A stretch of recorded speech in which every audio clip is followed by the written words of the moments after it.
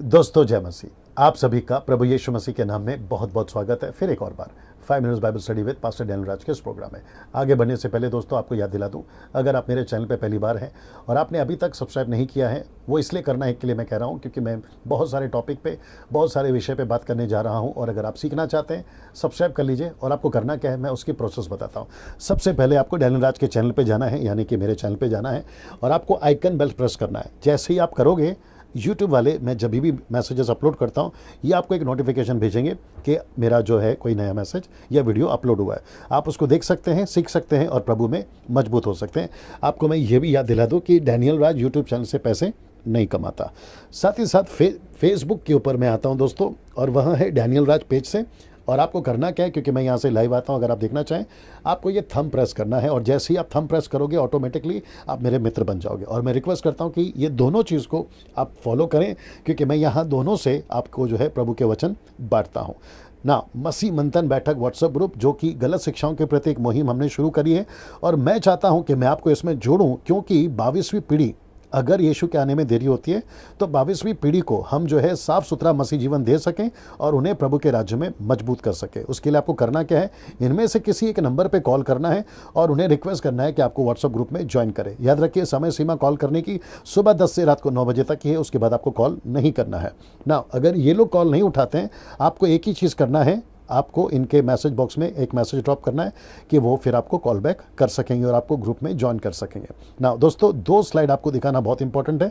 मेरे मैसेज के हर एक मैसेज के इसमें मैं ये दिखाता हूँ। पहला है मिल्क ड्रिंकिंग क्रिश्चियंस और दूसरा है अधूरे ज्ञान के सेवक। इन दोनों से मेरी रिक्वेस्ट है कि मेरे मैसेजेस को ना देखें, और अगर देखते हैं तो बिना कोई उल्टा सीधा कमेंट्स करें, आपको चुपचाप देखना है। वो इसलिए क्योंकि मेरे अविश्वासी दोस्त देखते हैं और उनको ठोकर लगती है।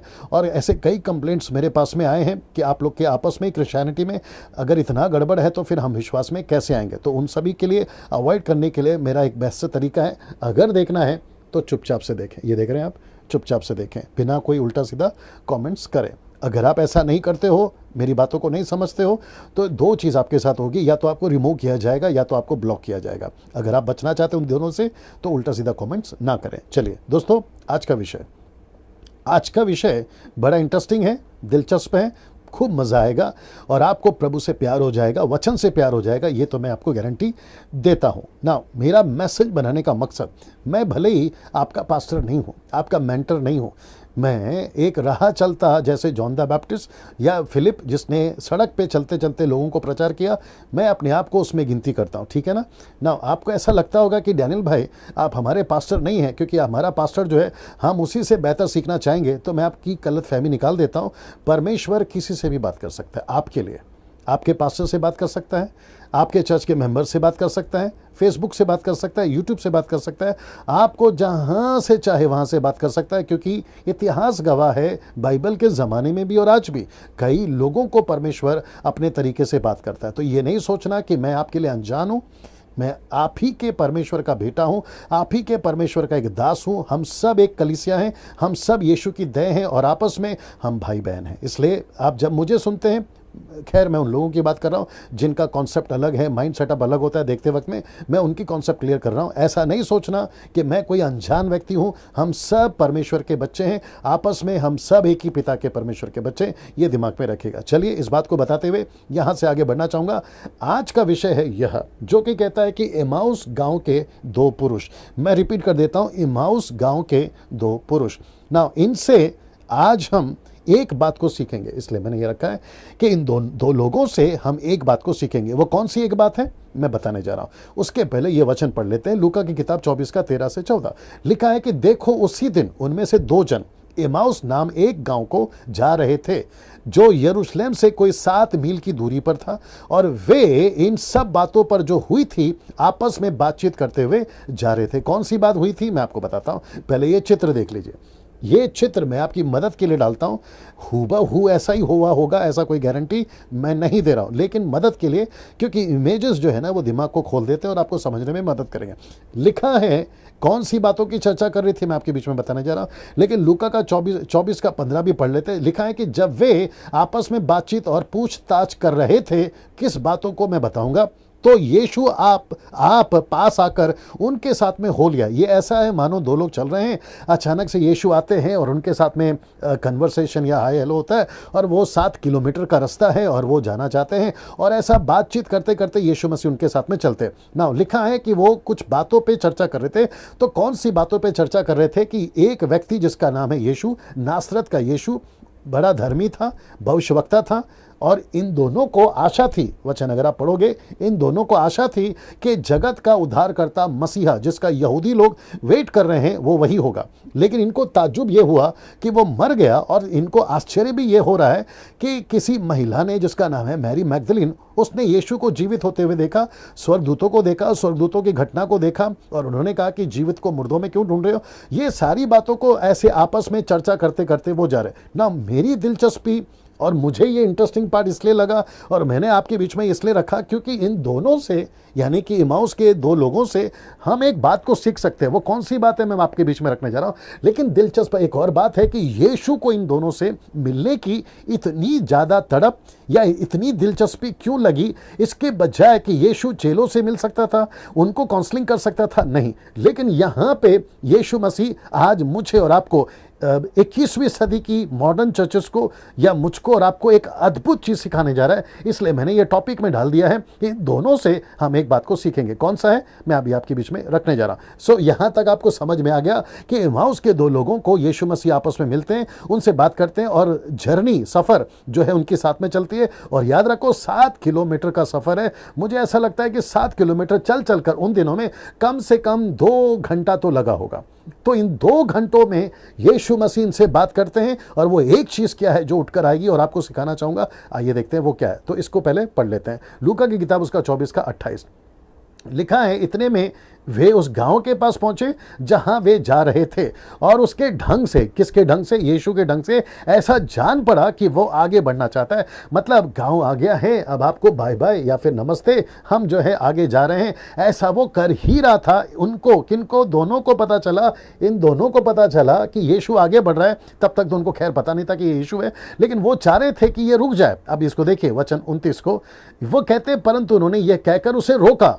वचन 29 कहता है उन्होंने रोका और कहा कि हमारे साथ रह। ऐसा क्यों, मैं आपको बताता हूं। और वही एक बात को आपको सीखना है, क्योंकि संध्या हो चुकी है या हो चली है और दिन अब ढलने पर है। और उन्होंने कहा कि हमारे साथ रहिए और भीतर आइए भीतर आइए, घर के अंदर आइए। ना इसका कनेक्शन अब जरा ध्यान से देखना, इसका कनेक्शन मैं किससे करवा रहा हूं, आपको यही सीखना है। और वो कौन सी बात एक है जो दोनों से सीख सकते हैं, वो यही है। प्रकाशित वाक्य 3:20 बड़े ध्यान से देखिएगा। लिखा है, देख मैं द्वार पर खड़ा हुआ खटखटाता हूं, यदि कोई मेरा शब्द सुनकर द्वार खोलेगा तो मैं उसके पास भीतर आकर, ये देख रहे हैं आप, भीतर आकर उनको कहा कि आप भीतर आइए, हमारे घर के अंदर आइए, भीतर आइए। और यीशु यहाँ पर कहता है कि मैं भीतर आकर उनके साथ भोजन करूँगा और वह मेरे साथ। दोस्तों अब आपके बीच में वो एक चीज मैं रखने जा रहा हूं। ये चित्र देख लीजिए। पहला लिखा है यहां, यीशु किसके घर पर खड़ा हुआ खटखटाता है। यीशु किसके घर पर या किसका दरवाज़ा खटखटा रहा है। मैं वापस कहता हूँ, ये चित्र इसलिए डालता हूँ ताकि आपको मैं समझा सकूँ। विजुअल से जो है दिमाग क्लियर हो जाता है, बातें, कॉन्सेप्ट क्लियर हो जाती है, मैं इसलिए रखता हूँ, ठीक है ना। यीशु ऐसा ही है, ऐसी कोई गारंटी मैं नहीं देता। यीशु लाखों गुना इससे बेहतर या सुंदर होगा, ठीक है ना। लेकिन चित्र इसलिए डालता हूँ ताकि आपको समझा सकूँ। ना यीशु किसके द्वार पर खड़ा हुआ खटखटाता है, बड़े ध्यान से देखिएगा। नाउ विश्वासी या अविश्वासी या विश्वासी, ये 2 प्रश्न है। यहां यीशु किसका दरवाजा खटखटा रहा है। नाउ 90% एवेंजलिकल प्रीचर्स या फिर जो सुसमाचार प्रचार करते, वो प्रचार के वक्त में गीत भी बने हैं इसके ऊपर, तेरे दिल के द्वार पर यीशु खटखटाता, ऐसा गीत भी बना। मेरा प्रश्न है, यीशु किसके दरवाजे पे, यानी कि प्रकाशित वाक्य का ये जो वचन है, ये किसका हृदय है, ये किसका दरवाजा है, विश्वासी का या अविश्वासी का या विश्वासी का, किसका, जानना चाहोगे?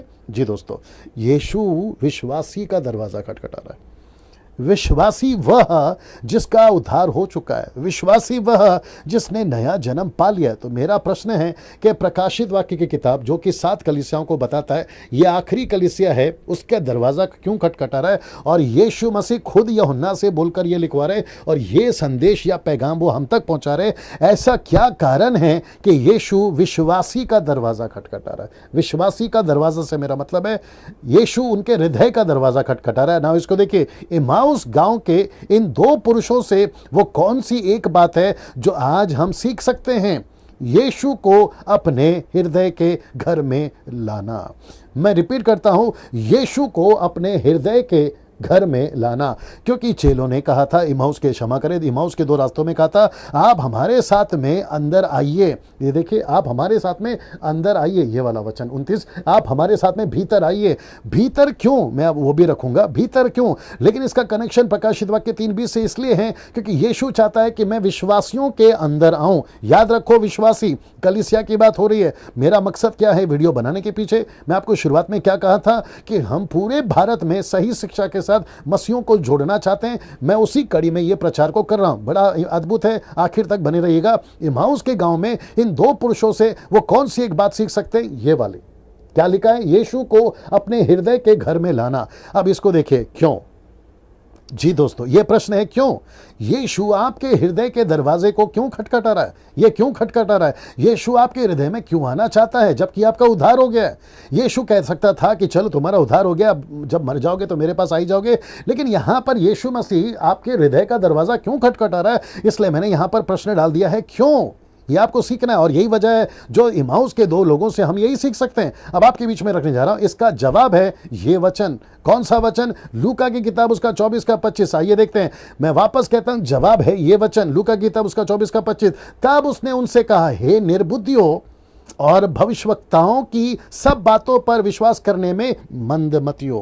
तो इसका मतलब है, बड़े ध्यान से सुनना, मजा आएगा। इसका मतलब है कि आप विश्वासी तो बन गए हैं, आप विश्वासी तो बन गए हैं, लेकिन आप अभी भी मंदमती हैं, आप अभी भी निर्बुद्धि हैं। आप अभी भी जिस स्पीड से, जिस तरीके से यीशु को समझकर यीशु के काम को करना है, यीशु के वचन की घोषणा करना है, यीशु के राज्य को आगे बढ़ाना है, आप उसमें कहीं ना कहीं आप असफल हो रहे हैं, फेल हो रहे हैं। इसलिए यीशु कहता है 7 कलीसियाओं को, इफिसुस की 7 कलीसियाओं को, आखिरी कलीसियाओं को वो कहता है कि मैं दरवाजे पे खड़ा हूं। मैं जिस मकसद से तुमको चुना था, जिस मकसद से मैंने तुम्हारा उद्धार किया था, वो मुझे दिखाई नहीं दे रहा है। और तुम बाइबल तो पढ़ रहे हो, चर्च तो जा रहे हो, टीचिंग भी ले रहे हो, तुम्हारे पास में इंटरनेशनल कलीसिया है, इंटरनेशनल प्रीचर है, लेकिन एक गलती मुझे समझ में आ रही है और वो यह आ रही है कि तुम अभी तक मेरे वचन को समझने में निर्बुद्धि और मंदमती हो गए। ये एक वजह। इम्माउस के रास्ते में 2 लोग बात तो कर रहे हैं, भविष्यवक्ताओं की बातों पर विश्वास भी कर रहे हैं। यीशु आ चुका है, नासरत का यीशु ही जगत का उद्धार करता है, उनको आशा भी है, वचन कहता है, लेकिन उसके बावजूद भी निर्बुद्धि है और मंदमती है। यीशु को इसको चित्र को मुझे वापस दिखाना होगा। यीशु को इनसे बात करने की, मैं माफी चाहता हूं, इतना पीछे इसलिए जा रहा हूं ताकि मैं आपको वापस से बता सकूं यीशु को दिलचस्पी क्यों है। पता है, यीशु के पास में, बड़े ध्यान से सुनना, एक ऐसी बात बोलने जा रहा हूं जो शायद आपने पहले कभी नहीं सुनी। यीशु के पास में चेले थे, लेकिन आपको पता है उसके चेले ही मंदमती थे। मैं आपको वो भी बताऊंगा, खुद के चेलों को कंफर्म नहीं था कि यीशु मसीह जी उठा है, क्योंकि जब मैरी मैगदलीन ने कहा कि यीशु जी उठा है, इसी लूका के 24वें अध्याय में, उनको वो कहानी सा जान पड़ा। कहते हैं अरे कहानी मत सुनाओ। तो यीशु को क्या चाहिए था? ऐसे लोग चाहिए था जो मेरी गवाही दें। यीशु को ऐसे लोग चाहिए था जो उसकी चर्चा कर सकें। तो यीशु कहता है कि ये 2 लड़कों में, ये लड़के मैं इसलिए बोल रहा हूं आप समझ जाइए, ये 2 लड़कों में या ये 2 पुरुषों में मुझे तड़प दिखती है। मैं रखूंगा उसको भी लास्ट में, इनके अंदर तड़प दिखती है। तो यीशु ने कहा कि मुझे इनका दरवाजा खटखटाना बहुत ज़रूरी है, मुझे इनको मेरे बारे में समझाना बहुत ज़रूरी है। इसलिए यीशु मसीह ने कहा, क्षमा चाहता हूँ मैं ज़्यादा आगे आ गया। यीशु ने कहा कि मुझे तुम्हारे हृदय में आना है, मुझे तुम्हारे घर में आना है। ऐसा क्यों? मैंने आपको ये बता दिया, क्योंकि ये वचन कहता है कि वो निर्बुद्धि थे, मंदमती थे, लेकिन तड़प बड़ी थी, वचन को नहीं समझ रहे थे। आज यीशु को भी यूहन्ना की किताब उसका 17 का 3, अगर आपको याद होगा, लिखा है कि अनंत काल का जीवन यह है कि तू यीशु को और परमेश्वर को जाने। ये वचन को, जिस बाइबल को आप पढ़ते हैं ना, हिंदी, मराठी, तेलुगु, तमिल, इंग्लिश, आपकी जो भी भाषा, हिब्रू, ग्रीक, लैटिन, जो भी आप पढ़ते हैं, अगर आप उसको नहीं समझे, उसमें निर्बुद्धि है और मंदमती है, यीशु आपका दरवाज़ा ज़रूर खटखटाएगा। लेकिन उसी का दरवाज़ा, मैं वो भी बताऊंगा किसका दरवाज़ा, लेकिन पहले इसको क्लियर कर देते हैं। तो यहाँ पर ये मंदमती थे, समझ नहीं रहे थे, लेकिन चर्चा कर रहे थे। यीशु को ये बड़ा अच्छा लगा। भारत में जितने भी स्टेट्स हैं, भारत के बाहर जो भी मुझे सुन रहा है, पाकिस्तान से, नेपाल से, क्या कहते हैं, अफ्रीका से, यूके से, ऑस्ट्रेलिया से, फिजी से कुछ लोग जुड़े हैं, यूके से, इटली से, आप लोग जहां से भी मुझे देख रहे हैं, सर मैं आप सभी को कहना चाहता हूं, ब्रदर्स एंड सिस्टर्स, मैं आप सभी को कहना चाहता हूं, तड़प है लेकिन निर्बुद्धिपन और मंदमती यीशु में नहीं चलता। यीशु को परफेक्ट लोग चाहिए, यीशु को खरे लोग चाहिए, यीशु को वचन में रूटेड लोग चाहिए। आप, यीशु सब बर्दाश्त करेगा, लेकिन वो अपने वचन के साथ में कॉम्प्रोमाइज बर्दाश्त नहीं करेगा। यीशु ने क्या कहा पता है? यीशु ऐसा क्यों लिखा है कि आगे बढ़ना चाह रहा था, लेकिन उन्होंने, उनके चेलों ने उनको रोका, क्षमा करें, वो 2 लड़कों ने उनको रोका। इसका मतलब है, ये देखिए, मैं वापस इसके लिए पीछे जा रहा हूँ, ये वचन को मैं वापस इसलिए पीछे जा रहा हूं, ऐसा लगा कि वो आगे बढ़ चला जा रहा है, लेकिन उन्होंने रोका उसको, उन्होंने कहा रुक जाइए। तो यीशु मसीह जबरदस्ती किसी के घर पर नहीं आता, यीशु मसीह जबरदस्ती किसी के घर पर नहीं जाता खाना खाने के लिए। तो यीशु चाह रहा था कि इनकी तड़प क्या है, क्या ये मुझे रोकेंगे, क्या ये मुझे जाना चाहेंगे, और मैं बताऊंगा कि उनके मन में यीशु को रोकने की वजह क्या था, मैं वो भी बताऊंगा। चलिए अब यहां से मैं आपको आगे ले जाना चाहता हूं। क्यों? क्योंकि इसका जवाब है ये वचन जो कि कहता है वो मंदमती थे, निर्बुद्धि थे ना। इसको देखिए दोस्तों, आंख कब खुली, किसकी? दोनों की। बड़ा मजा आएगा। आंख कब खुली? क्योंकि ये वचन प्रकाशित वाक्य में आपको मैंने अभी पढ़वा दिया। ये यीशु दिल के दरवाजे को खड़ा खटखटा रहा है, क्योंकि इनकी निर्बुद्धि थे, मंदमती थे। फिर लिखा है कि आंख कब खुली थी, किनकी? इनकी। अब जरा देखिए, लूका 24 का 30 और 31 लिखा है कि जब वह उनके साथ भोजन करने बैठा। प्रकाशित वाक्य 3:20 में मैंने क्या पढ़वाया था? दरवाजे को इसलिए खटखटा रहा है ताकि वो अंदर आए और उनके साथ में खाना खाए। अब ये चित्र देख लीजिए, और ये चित्र देख लीजिए। मैं वापस कहता हूं, मैं ये चित्र इसलिए डालता हूं ताकि आपको मैं समझा सकूं, और विजुअल्स आपको मदद करती हैं समझने के लिए। जैसे ही उन्होंने खाना खाना शुरू किया, सीरियस, ये सब आपके बाइबल में है। जैसे ही उन्होंने खाना खाना शुरू किया, उनकी आंखें खुल गई। मैं आपको पढ़वा देता हूं, उनकी आंखें खुल गई। तो लिखा है, तो ये जो शब्द है ना, तो उसने रोटी लेकर धन्यवाद किया और उसे तोड़कर उनको देने लगा। बड़े ध्यान से एक एक शब्द को सुनिए। लिखा है कि तब, ये जो शब्द है ना, तब उनकी आंखें खुल गई। ऐसा क्या कनेक्शन है रोटी के साथ? ऐसा क्या कनेक्शन है आपके हृदय में आकर यीशु मसीह कहता है मैं भोजन करूंगा। रोटी क्या है आप सभी जानते हैं, मुझे वचन डालने की जरूरत नहीं है। आप सभी जानते हैं कि यीशु मसीह जगत की रोटी है। He is the bread of life, वो जीवन की रोटी है। और लिखा है कि जहां यीशु पैदा हुआ, यानी कि बैथलेम, उसको कहते हैं हाउस ऑफ ब्रेड, मतलब रोटी का घर।